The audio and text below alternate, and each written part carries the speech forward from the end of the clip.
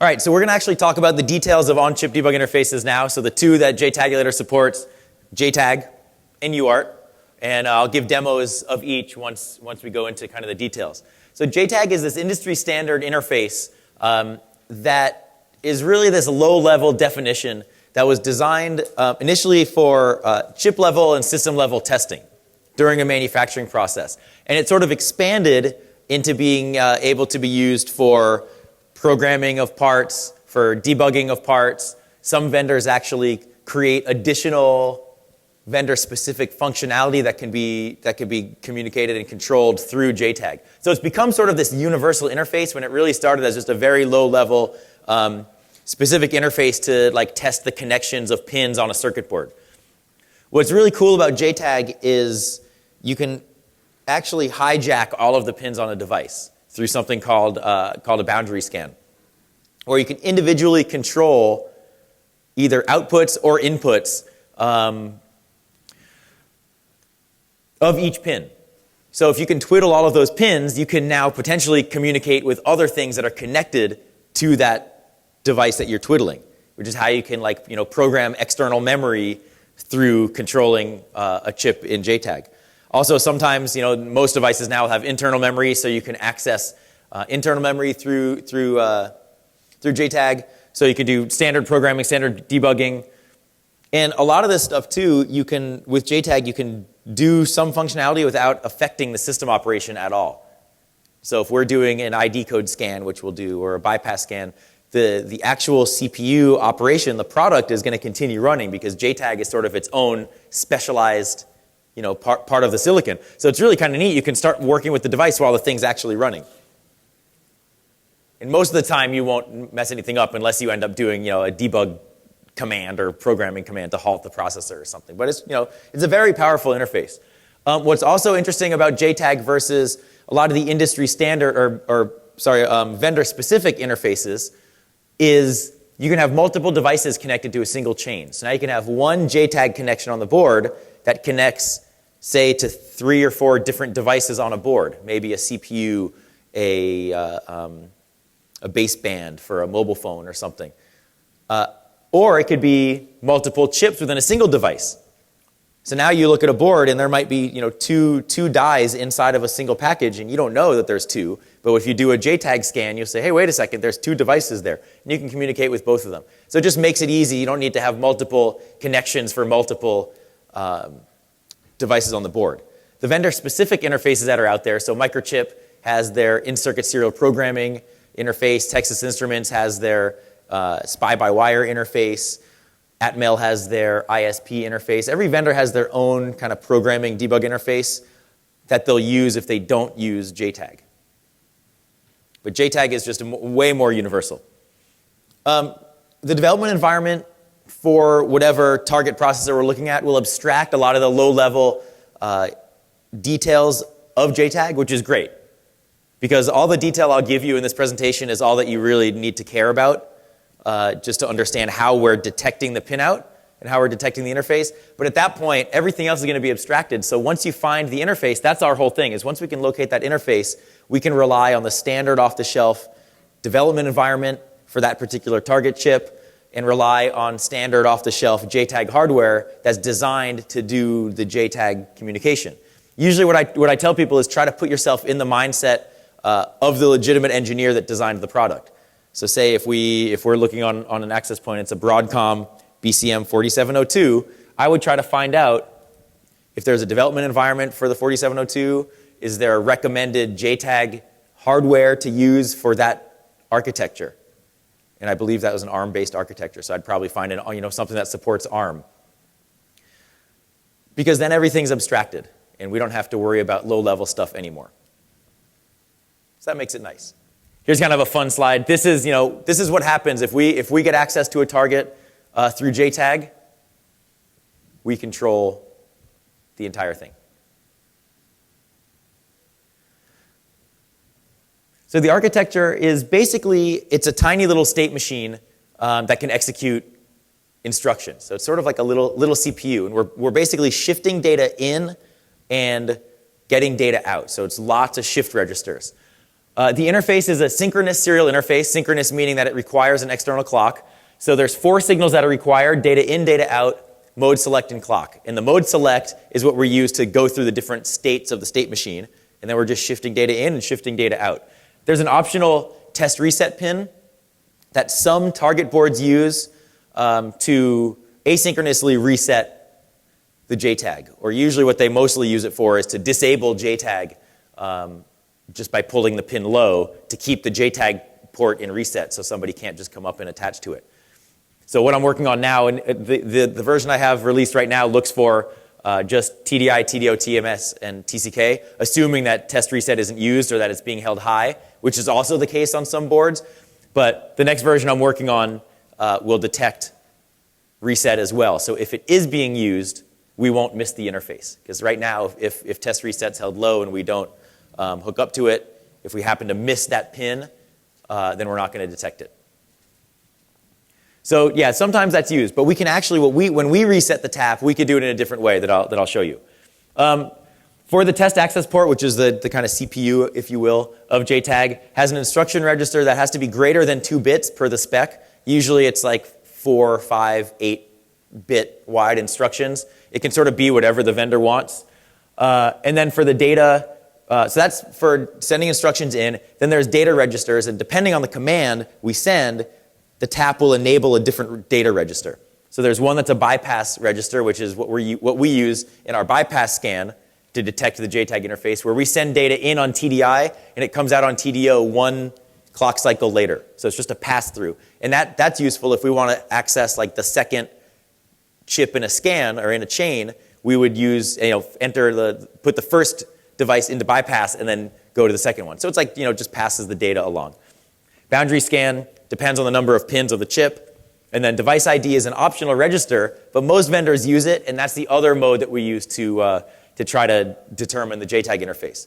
Because on power up, or on reset of the tap, the 32-bit device ID is in the data register. So what we could do is say, okay, let's reset the tap, try to shift data out of the data register, and if there's a 32-bit value in there that matches what it needs to be for device ID, then that's probably a good interface.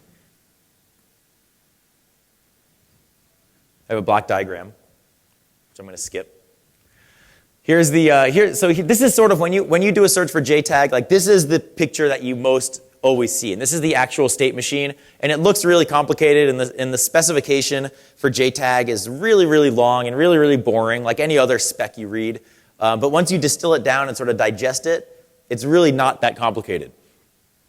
So what we do, since we're not sure the state of the JTAG port on the target, is we always need to do a reset and get back to the test logic reset state. And you can do that by holding TMS high for 5 clock cycles. And if you sort of follow where the high bit goes, you always get back to the beginning. So we're always able to reset first and then continue with our operations.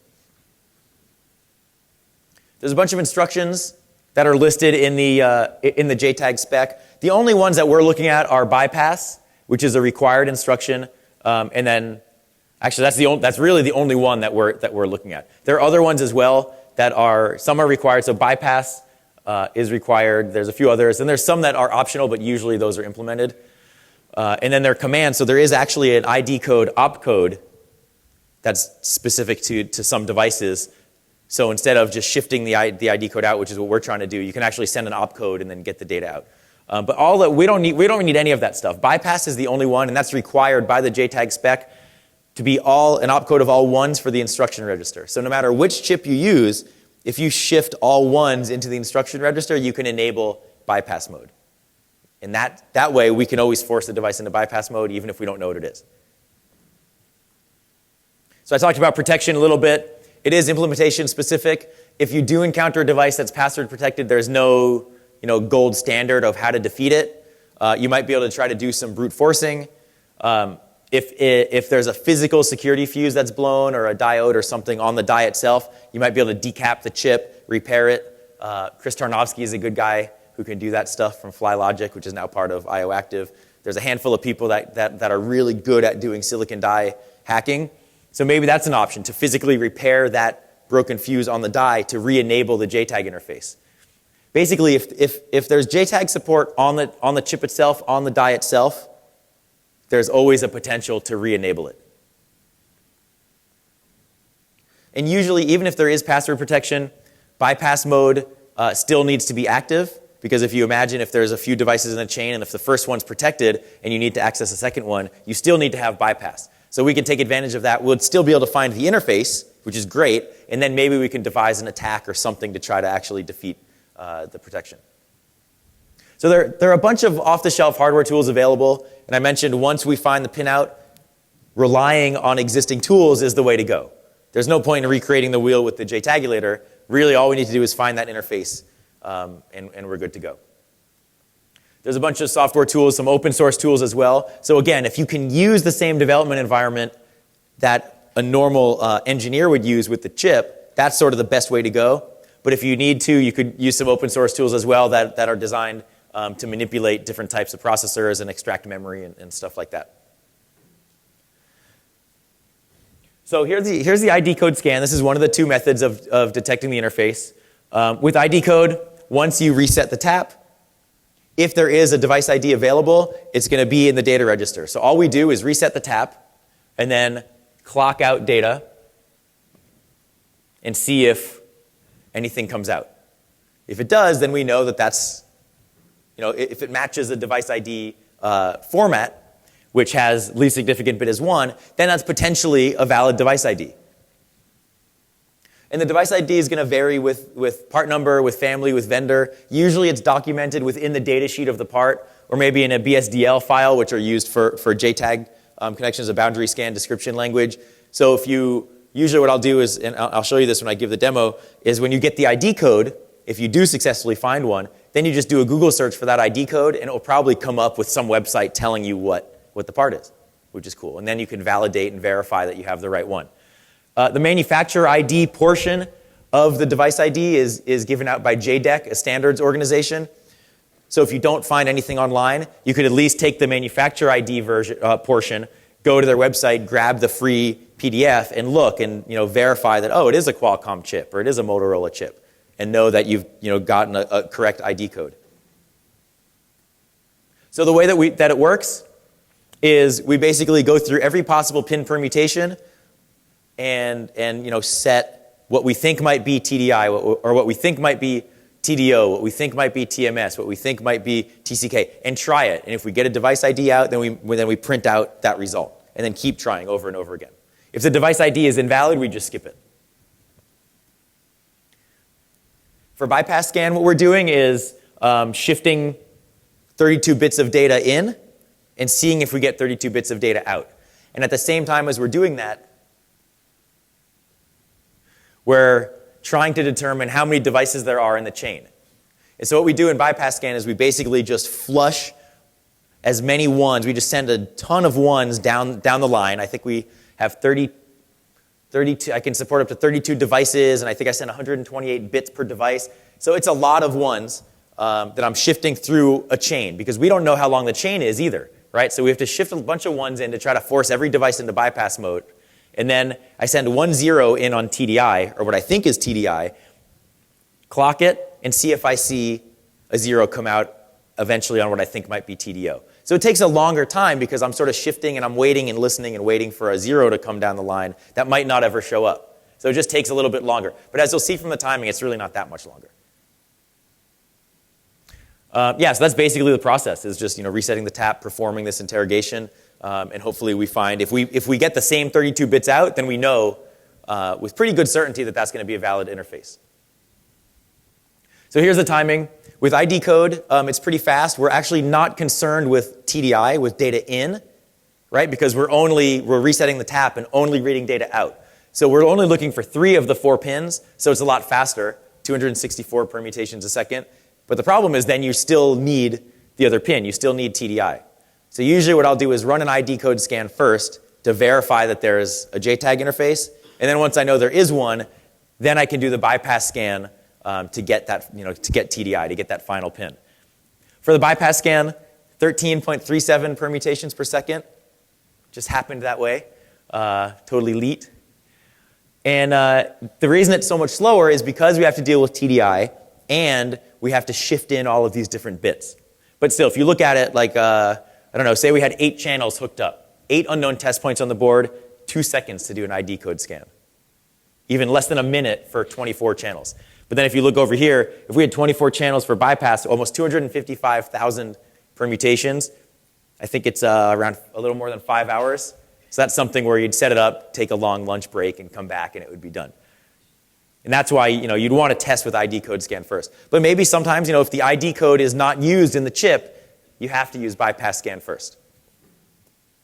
Okay, so I'm going to give, so I have some examples first, just to show you, just so you have them on paper. The slides are available on the DVD, also on my website. The DEF CON badge, I'm going to give a demo with this one, just showing the ID code, and I found this BSDL file that showed the pinout, or showed the format, so I could compare it. Here's one, a Linksys WRT 54G. I have that here too. I'll give a demo of that one, a Broadcom chip. Another access point, a Samsung. I just wanted to put these in as reference. There's just lots of them, and I just have a handful of boards at home that I test on. Here's a CplD, a programmable logic device that has a JTAG interface. I thought it was kind of neat. Here's a mobile phone, Samsung SCHI 910. What was interesting about this one is when, and I'm not exactly sure how this works, but when I'm powering the phone with a wall wart, with a charger, or if it's on with the battery, like if it's actually on and it shows a screen, JTAG is disabled. If I turn the phone off and I remove the power plug, then JTAG will work. So I don't know if that's like an intentional security mechanism or something where I'm not sure. So at first it wasn't working. I'm like, well, why is that? And then I unplug it and it worked. And I was like, what? That's really weird. And I did a search, and there's like some phone hacking websites that have mentioned similar things. So I just don't know if it's intentional or not. But it was sort of interesting. So sometimes you kind of have to play around with stuff like that to uncover the secrets. Okay, so I'll give a demonstration of the JTAG portion now, and then we'll talk about UART next. So let's switch to the camera for a second, just so I can show the setup.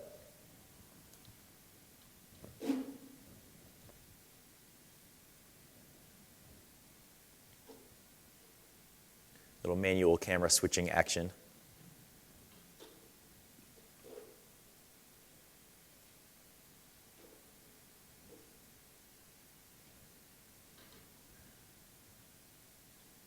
Okay.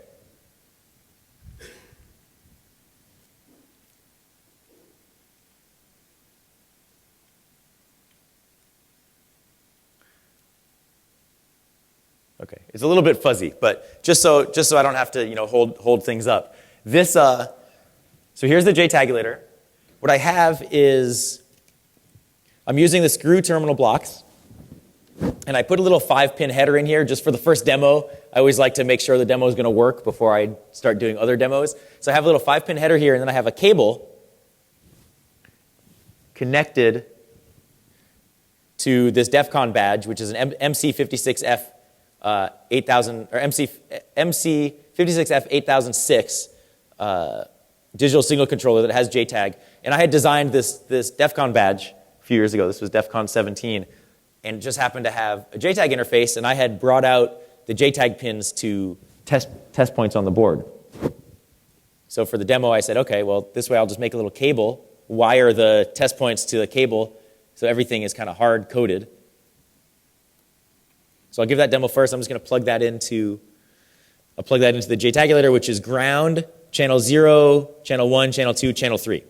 And then the next demo I'll actually use, I'm not going to switch back to the camera mode for it, but I have this Linksys device where I have a JTAG port on some of the pins and then a UART on other with just discrete wires. And this is normally how you would do it. You would just have discrete wires soldered down or connected up, and then you would just arbitrarily connect those to the device. So we'll do that. We'll do that next. So first, let's go back to the normal screen, and I'll have my terminal program.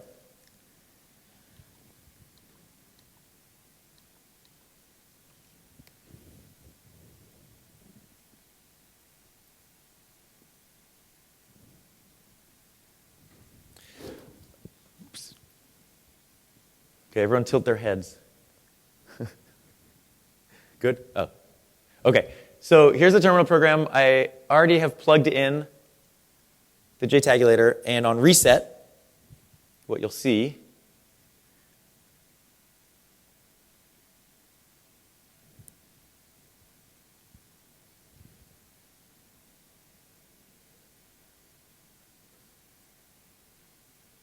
oops.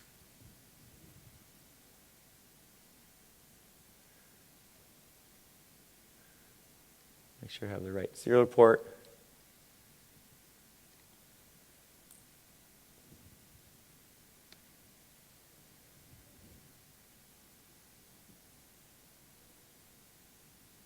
Okay, I didn't have the right serial port. So on reset, get a little header with some information. If you hit return, the command, the colon is the command prompt. So we just hit return.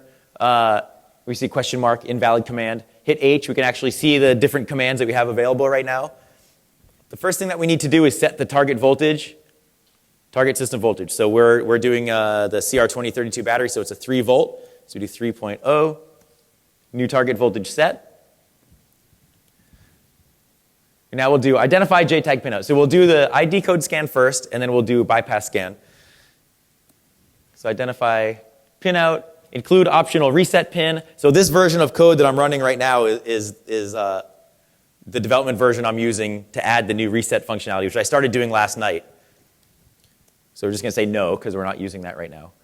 Enter number of channels to use. So I have 4 channels connected, 4 pins connected. And it says ensure connections are on CH3 to CH0, which they are.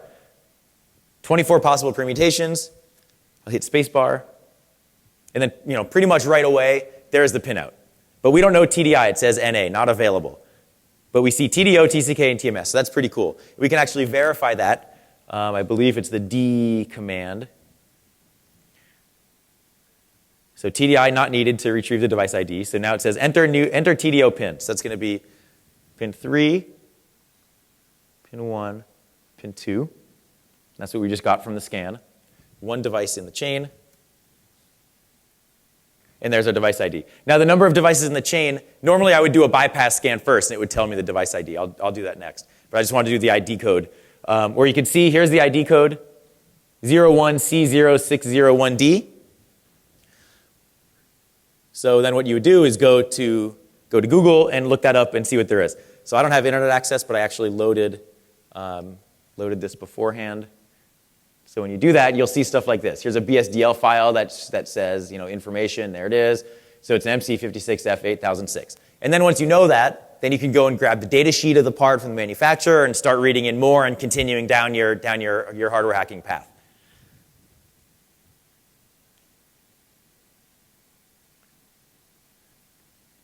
So that's ID code. Let's do a bypass scan, which is B.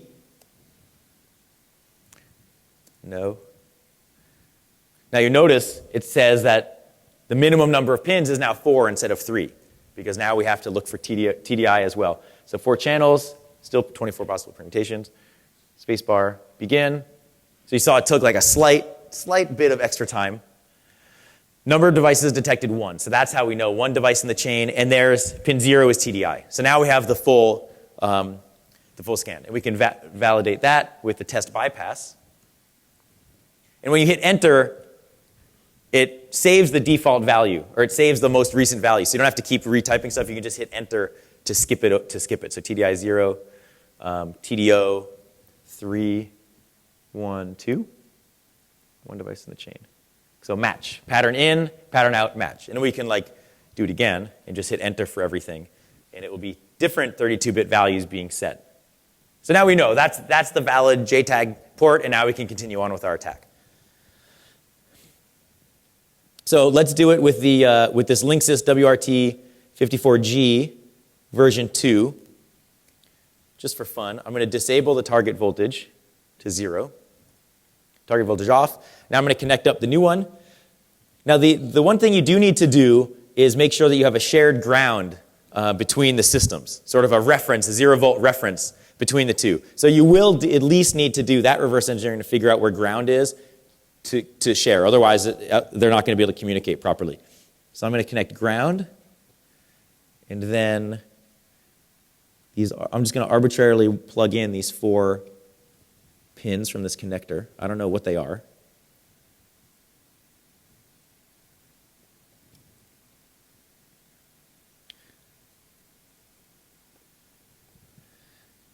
Get that one to fit in there.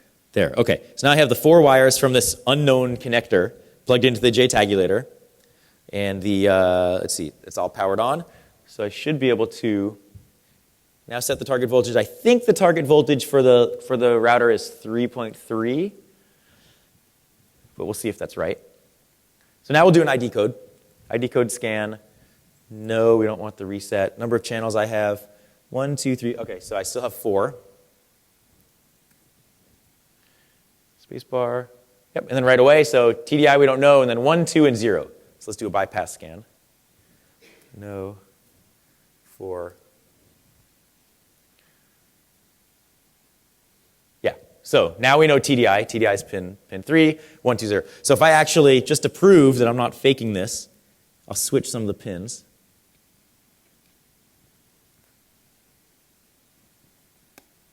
Okay, now let's do it again. What was that? Bypass scan, oops. Bypass scan. No, 4 channels. Tabulating 2130. So it was what, 3210 or something, and now it's different. So 3120 and 2130. So it's going to work no matter how you plug in the connections. Okay, so that's the JTAG scan. I'll go back to the slides and I'll show you UART.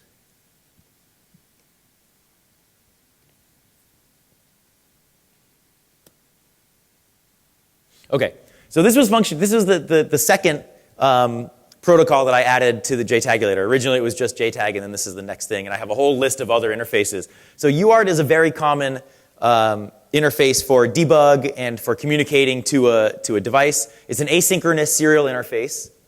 So when you think about serial ports, this is what it is, a UART, asynchronous receiver and transmitter. So asynchronous meaning there's no external clock, so the signal itself has the timing kind of associated with it. So you have to have the correct baud rate in order to correctly identify the data.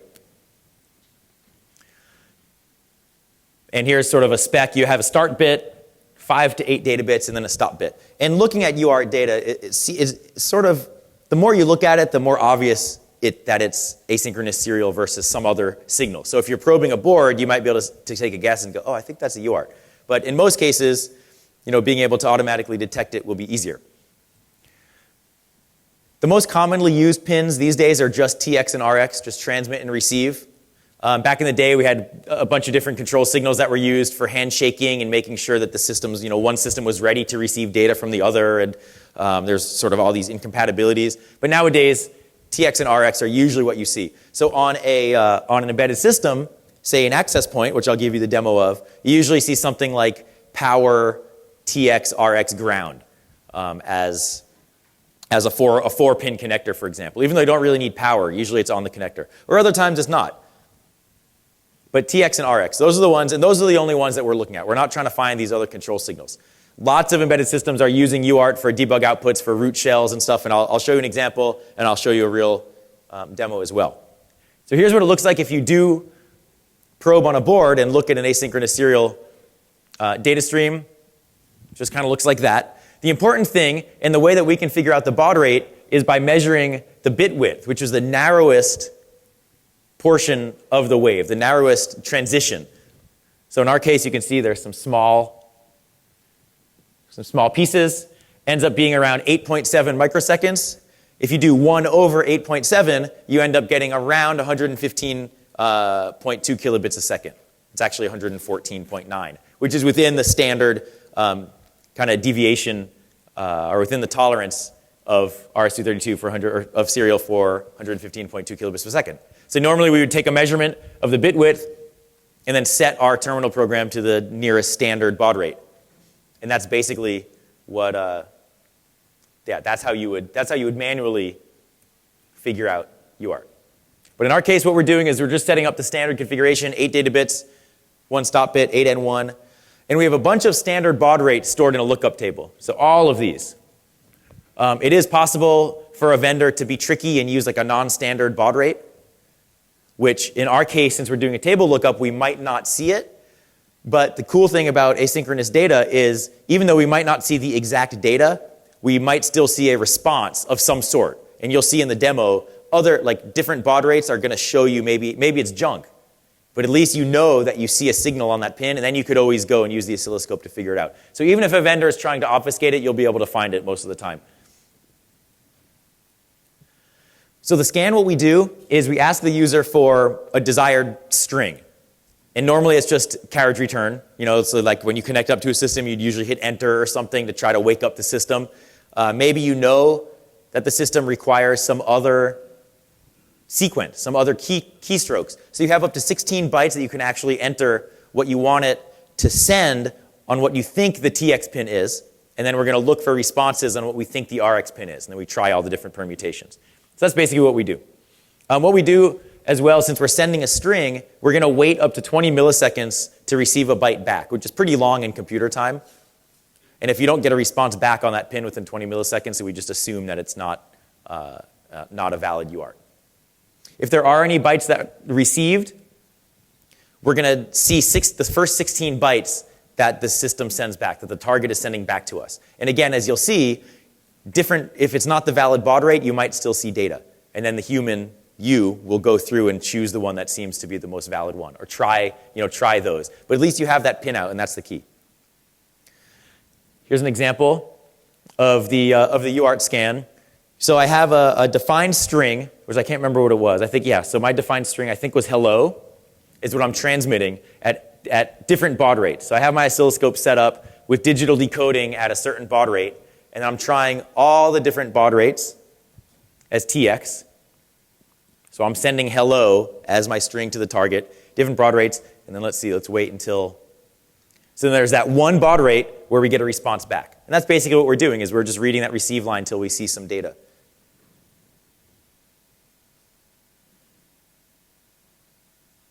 So for the speed, since we only have to locate 2 pins, it ends up being about 1 permutation a second. So 10 minutes at the most. Not too bad. I have 2 examples. So the same Broadcom, the Linksys WRT54G, the same one we just did the JTAG test on, also has a UART on a separate set of pins. So the UART, or the JTAG was here. Here's the UART. And I'll show you, I'll give you a demo of that one.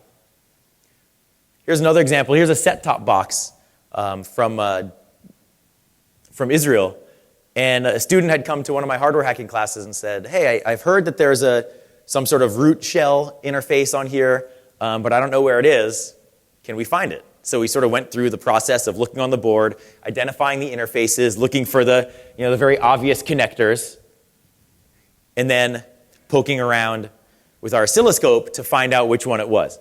Now, if I had the UART detection functionality done on the JTAGulator, we could have just hooked up, test points, hooked all those up to the JTAGulator and had it do it automatically, but we didn't. Once we ended up finding the correct pinout, we had to use a level shifter, which had an FTDI part on it, so a USB to serial adapter. Hook that up to a terminal program. We got the baud rate right, and then we can see it's this boot up screen with U-boot and stuff, which is pretty cool. So that was more of a manual process. I'll show you now how you can do it with the JTAGulator that is way cooler and requires just less hassle. Okay, so let's switch. Actually, no, you know what? You don't even need to switch that. You're okay. I realize I can just use the terminal program. Switch back to the slides, please. All I'm doing here, you don't really need to see this on the screen. I'm disconnecting the JTAG cables, and I have a bunch connected to the UART, which now I know is the UART, but I don't remember what the pins are or anything, so I'm just going to connect these up. So it's a 2x5 row header, but one side, I'm looking at one side, and so there's 5 pins. I have ground hooked up, and then I have 4 other pins, so I'm going to connect those to CH0, 1, 2, and 3. Just like I did before. And I don't care how they go in.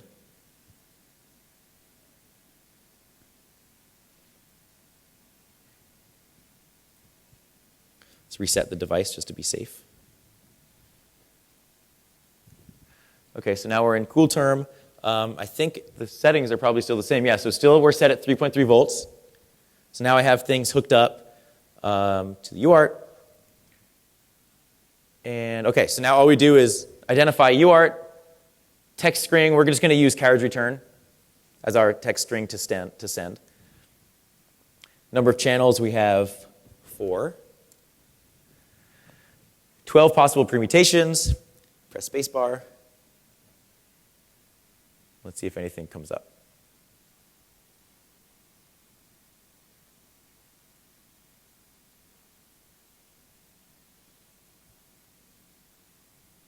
And you see those little dashes that were coming? That was another feature I just added to kind of show progress indicator.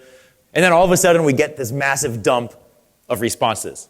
And you can see the TX and RX are all the same. Pin 3 for TX, pin 2 for RX. But for different baud rates, we're seeing different data coming back.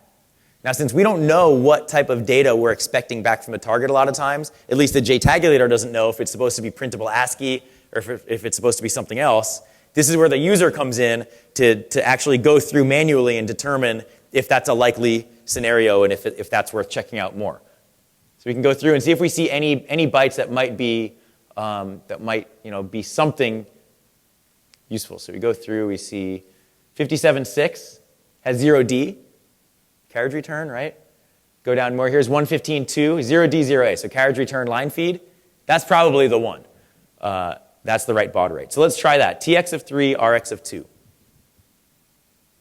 So now what we can do, instead of having to disconnect the JTAGulator, put on a different level shifter, get your terminal program set up again and all of that, we can use what's called the pass-through mode to let the JTAGulator do all of that.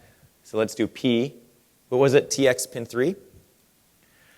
RX pin 2, baud rate 150. Oops, not 116. That's not going to work. Cancel that. P 3 2 1 1 5 2 0 0. Sometimes I'm bad at typing. Okay, entering UART pass-through. So now we can just start communicating and interfacing directly with the device that we've just discovered the UART for. So here we go, DDWRT. I think the login is, it's not root. I think it's admin password or something. Admin password? No. Maybe root. I have local echo turned on. Root admin. Yes, I hacked it. Okay. So now we logged into DDWRT, which was loaded on this access point.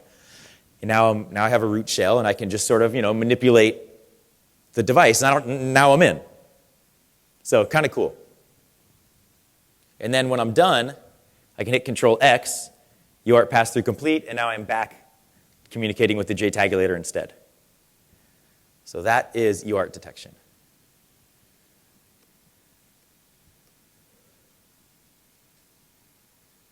So there are some limitations. Like any tool, sometimes tools are good for certain jobs, sometimes they're not, sometimes a tool isn't going to work.